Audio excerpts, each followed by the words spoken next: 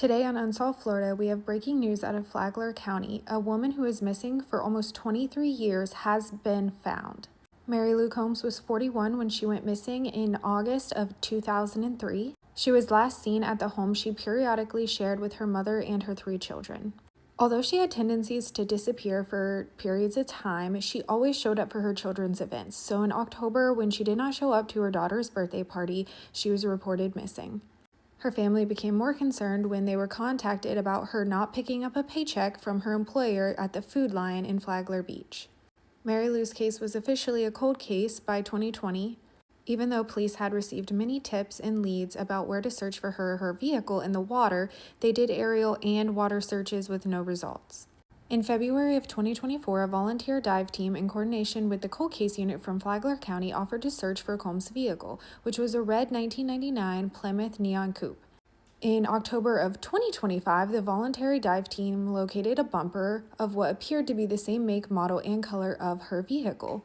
This was found in the Intercoastal Waterway near the area of 18th Road in Palm Coast. Due to the location and the fragile condition of the vehicle, though, a member of the Flagler County dive team and a lead detective contacted the FBI, Miami office, and Jacksonville office, who agreed to assist. Her vehicle was submerged in approximately 17 feet of water, upside down and partially buried in the muck. It took 3 days for investigators to uncover her remains. This 3-day operation began on February 3rd, 2026, so just 2 weeks ago. FBI divers located and entered the vehicle through the broken driver's side window.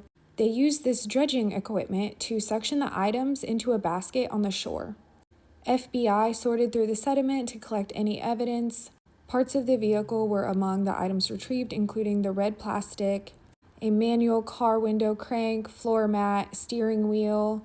They also located a size 7 shoe, which was consistent with her shoe size. Here is the part of the steering wheel that they found. And here is the area of the waterway. Human remains, which were identified by the FBI's on-site forensic anthropologists, were also recovered. In addition to the vehicle and the human remains collected, divers were also able to locate her wallet and her Florida's driver's license. They found children's toys and a child's car seat. One of the bones recovered had a metal plate known to have been used in an ankle reconstruction on Mary Lou for an ankle injury. Detectives are currently waiting to see if the serial numbers match Mary Lou. The remains are currently with the medical examiner of Flagler County, who is conducting an investigation to determine the cause of death. Once the cause of death is determined, her bones will be sent to a lab where the DNA will be cross-referenced with the DNA on file to determine if they are a match for Mary Lou. However, the Sheriff Rick Staley said, "All the evidence gathered so far suggests that the remains are those of Mary Lou Combs." And while this is not the outcome that anyone hoped for, they knew that locating Mary alive was extremely unlikely given the length of time she's been missing.